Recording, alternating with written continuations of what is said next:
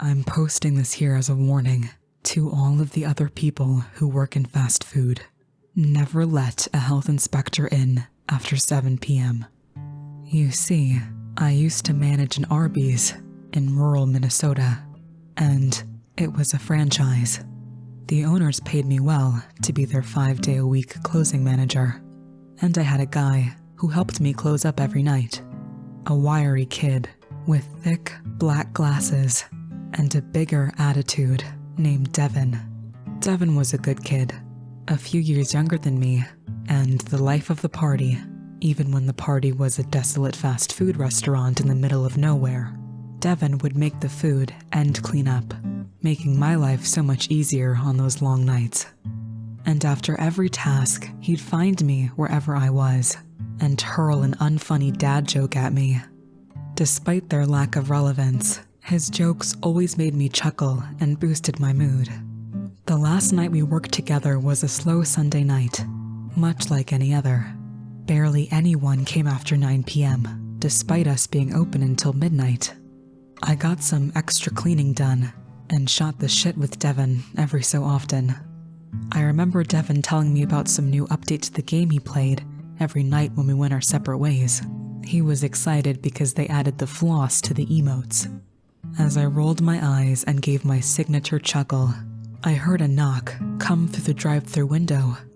Both of us froze in place, frightened by the sudden distraction. People didn't usually just walk up to our drive-thru. There wasn't much near us, nowhere to really be walking from if you had any sense. "You gonna get that, boss lady?" Devin said in his joking tone. Words failed me as I was overtaken by paranoia. Who would be knocking on our window this late? My eyes flicked to the clock. 11:30. We were still open for 30 minutes. "No worries, I'll see what they want," Devin said nonchalantly as he breezed to the window. He cracked open the window and leaned down to talk to the guy. From a distance, I could tell by his silhouette that he was a small, pudgy man with a bald head. "What's poppin'?" Devin said with a smile, greeting the customer in his signature way. I could see the toad of a man crane his neck to look up at Devin, which was weird because Devin wasn't abnormally tall or anything. "Yes, sir. I'm here with the Becker County Health Department. Here to do an inspection." The man spoke in a soft and nasally tone. I then strided over quickly, knowing I was in deep crap if this was really the health department. All of the cleaning supplies were out. I hadn't discarded any of our expired product yet, and I was about to be caught with my pants down.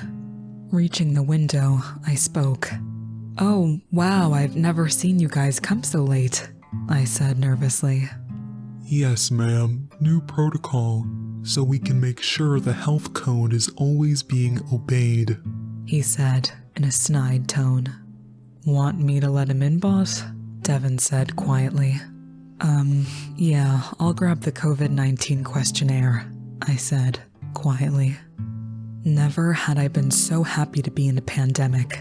Using this questionnaire, I would have to see his identification, and I could shoo him away if his temperature was too high.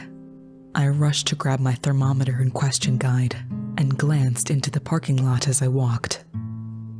There were no cars in the parking lot. As I said, there was really nowhere to walk from. We were on a desolate road off the highway, with only a gas station on the other side of the road. I glanced at the gas station and it appeared to be closed early, although the owner's car was still sitting in its parking spot outside. Fear kicked it up a notch in my stomach, and I gulped as I headed to the back to meet the strange man and Devin. "Okay, let's get that temp," I said cheerfully, attempting to mask my fear. I took in the man's appearance as I raised the thermometer to his sweaty forehead. He must have been 4'10" or so. He looked like he weighed 300 pounds easily. He was sweating profusely, and the sweat poured down his face like tributaries to a river, pooling at his Coke bottle glasses. He was wearing a polo shirt that was much too small, and khakis that were ripping at the seams. A lanyard hung loosely around his neck. Ronald Cox, Becker County Health Department. The ID had a picture of a short, fat man, sweaty as ever, and looking at the camera with his beady black eyes.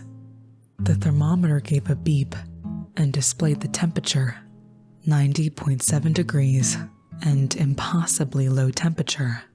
I knew the thermometer worked. I had used it on Devin earlier that day. I think I need to try again, I said in almost a whisper. No, the points are lost. Proceed with the questions.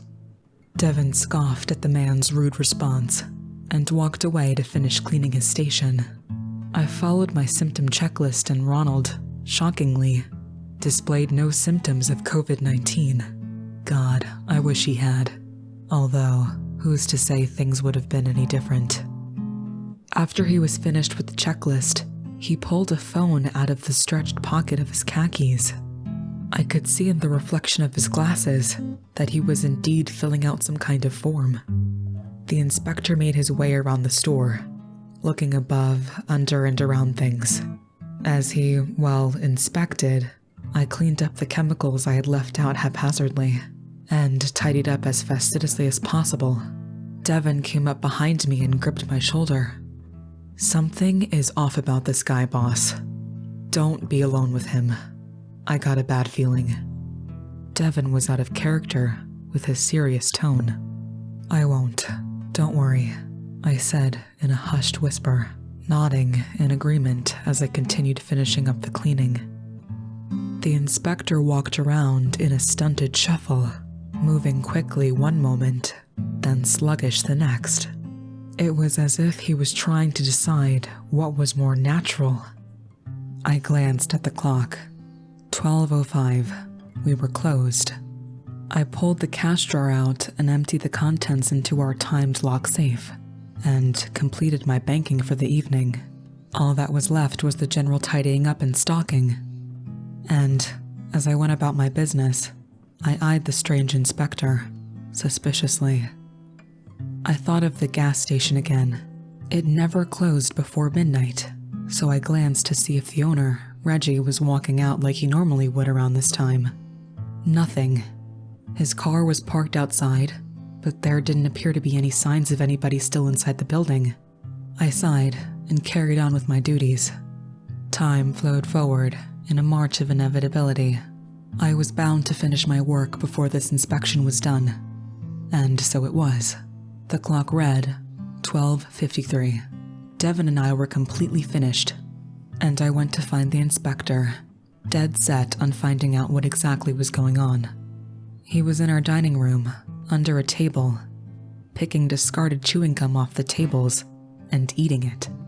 I could hear pig-like grunts as he greedily consumed the agent gum from the underside of the abandoned tables. I pretended not to see him as I spoke. We're done, sir. We can't leave until you're finished. Any idea how much longer it's gonna be? The bulbous man skittered out from under the table. Yes, I'm about finished. One more place I need to check. I need you to show me the walk-in cooler. Will you take me, young lady? He said in his nasally voice.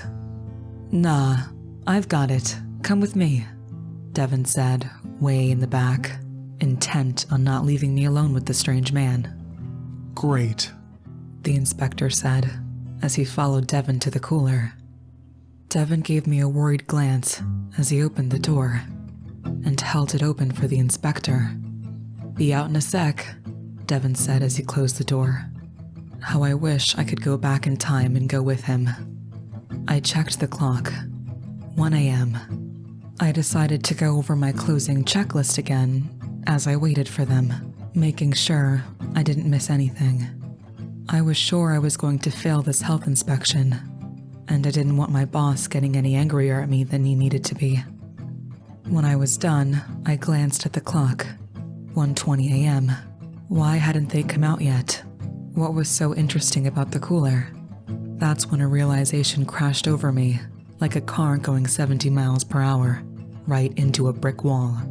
Devin had been so concerned about not leaving me alone with the inspector but I had turned around and done just that to him.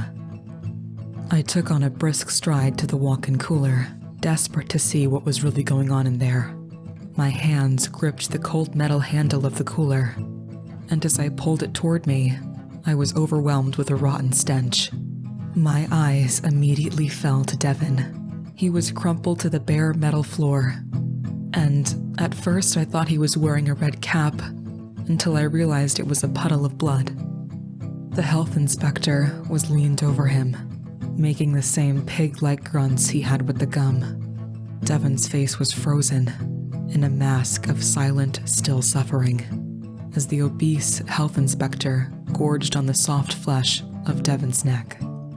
The inspector looked to me, eyes flowing with some kind of yellow goop, blood running down his chin, and as he spoke, the sinew of Devin's neck spit from his teeth. Congratulations, you passed your health inspection. To my horror, Devin made a noise, as if he wasn't quite dead yet. I thought that I could save him. I looked to my right and saw a massive rack of produce, and knew what I had to do. I launched forward and tackled the health inspector, and I screamed as he sunk his surprisingly sharp teeth into my shoulder. I brought my fists down on his eye sockets, and he gave a deep growl as he let his teeth loose from my shoulder. I immediately got off of the health inspector and grabbed the wet fabric of Devin's shirt and dragged him as I backed out of the cooler. The inspector started getting to his feet, but as he did, I grabbed the massive rack and pulled it down onto him. I heard a crash as I absconded from the confounds of the cramped cooler, Devin in tow. Looking down at him, I realized he was stirring. He was still breathing. I knew he didn't have much time before he succumbed to his injuries, so I made haste in dragging him outside. I heard a guttural screaming come from inside the building as I dragged Devin to the small shed behind our store, to which only I had the key. I dropped Devin for a moment as my blood-soaked hands fumbled for the key, and I heard him wheeze as he hit the pavement. "It's going to be okay. I'm going to get you out of here, Devin." The guttural scream came again, and as I raised my gaze, I saw the thing that had come into my restaurant, running at me on all fours. The door gave in at that moment, and I hastily dragged Devin inside. Quickly, I locked the door and began searching for my phone. I dialed 911 and told them where I was and that we had been attacked. As I spoke with the operator, I heard the creature slamming itself on the door. It was grunting and gurgling. They informed me to keep my hands pressing down on Devin's gaping neck wound to prevent the flow of blood. I heard sirens in the distance, and then I heard one final thing from the creature. Make sure you clean the cooler better next time for the inspection. Goodbye. Stay healthy. Stay safe. With that, he left, and I heard the thuds of an obese man running on all fours into the distance. I looked down to Devin, pale and still. It was at that moment I knew he was gone. Blood no longer flowed from his neck wounds, and no soft breaths escaped his slightly parted lips. The police questioned me until the sun rose. My boss pulled up to the open store, only to find me, covered in a fire blanket, with a vacant, 1,000-yard stare. The police told me they found Reggie across the street at the gas station. He was half-eaten in the beer cave in the back. They also found the real Ronald Cox in his car, crashed alongside the highway, half-eaten, on his way to give a health inspection. The thing must have made a fake ID, killed Ronald, then walked until he got to the first exit, which was my exit. Then he killed and ate Reggie. Then he found us. If you go to look up this incident, nothing appears, as the company I work for paid a hefty sum to make sure this never came out. After all of this, they paid me a year of bereavement pay and offered to let me come back to any location at any time. Devin was laid to rest with a small funeral. and his family received quite a lot of hush money. They told everyone Devin passed away in a car accident. I think they'd like to pretend it was true. And as for me, I ditched Minnesota. I'm sick of those woods and being in the middle of nowhere. I could never work in food again. The thought of seeing a health inspector makes me sick. I'm now a legal aid, and things are going great. I live in warm Arizona with no trees anywhere near me. You can see exactly what's coming for you. Today, I got off of work pretty late, and I went through a drive-thru. When they were handing me my food, I glanced to the clock. My stomach churned. It was 12:34 a.m., and there was a short, fat man with a lanyard that said, Dewey Pinkerton, Greenlee County Health Inspector.